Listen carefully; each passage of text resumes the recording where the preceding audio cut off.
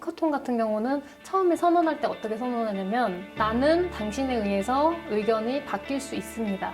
나는 설득당할 수 있습니다. 라고 시작을 했거든요. 설득을 하신 분한테 이렇게 박수를 드린 게 아니라 저분의 의견에 의해서 설득당했어요. 라고 뭐 시민단체도 얘기하시고 정부 쪽에서도 얘기하신 부분들이 있었어요. 그럴 때마다 박수를 쳐드렸거든요. 공청회 같은 경우는 나의 입장이 있고 당신의 입장이 있습니다. 라고만 얘기를 하잖아요. 예전에는 내가 주장을 해서 내 의견을 관철시키면 나는 뛰어난 토론자였다면 해커톤 같은 경우는 단계적으로 서로의 컨센서스와 이해 정도를 통일화시키는 공명이라 그러죠. 서로 같은 울림을 가질 수 있는 과정을 만들어가는 거라고 생각을 해요.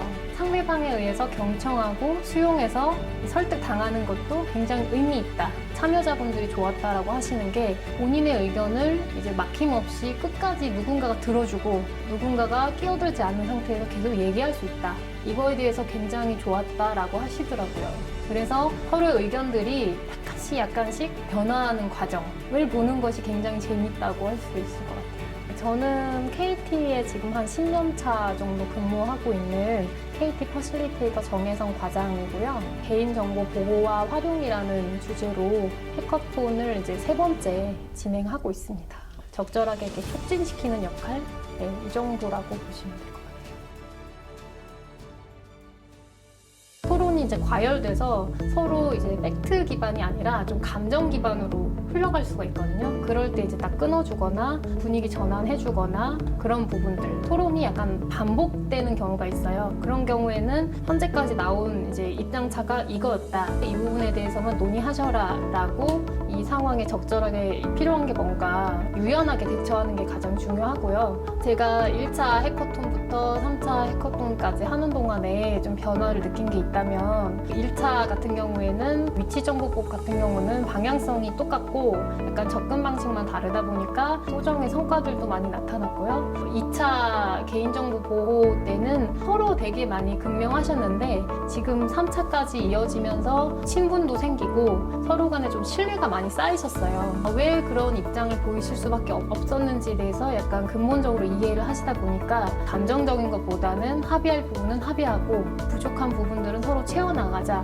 하면서 계속 보완을 하고 계신 것 같아요. 해커톤에서 합의된 사항에 대해서 정부 부처에서 그 해커톤의 토론 결과에 기반하여 이런 식으로 추진한다라고 2018년도 신년 계획에 많은 부처에서 발표를 하셨어요. 그만큼 해커톤이 어느 정도의 실효성을 가지고 위상을 나타냈다라고 할 수가 있는데 합의라는 부분은 굉장히 민감하잖아요. 예를 들어서 학술 연구라고 한다던가 학술 및 연구라고 하는 게 일반인들이 볼 때는 똑같은 표현이지만 이해 당사자 분들이 봤을 때는 학술적인 연구냐 아니면 학술 및 산업적인 연구도 포함되느냐에 따라서 엄청난 파급 효과를 나타내거든요.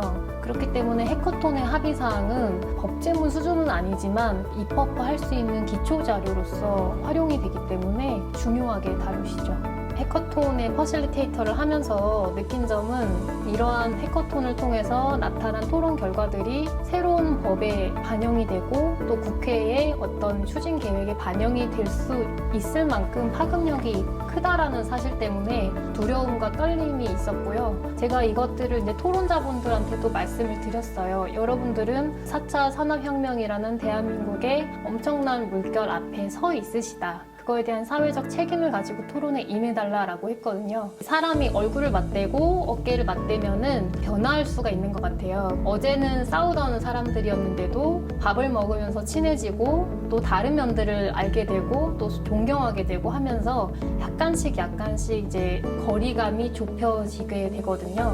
그런 부분들을 보는 것이 굉장히 즐거웠어요.